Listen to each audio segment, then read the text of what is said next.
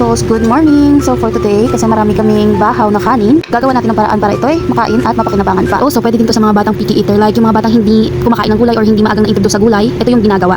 Ito yung gagawin pala. So as my Tagalog is not so good. Man is requesting kasi na magsalita daw ako ng Tagalog. So ito na yon. Una, mag-isa lang ng carrots na hiniwa sa maliliit na hiwa.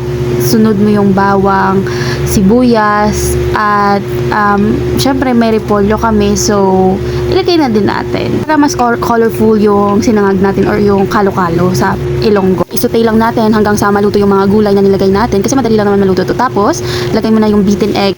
May protein na din tayo sa ating sinangag.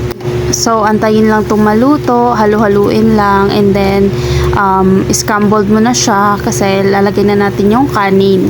Kasi pag ang kanin na to hindi ginawa ng paraan, malamang sa malamang ito'y masisira na din kinalaunan.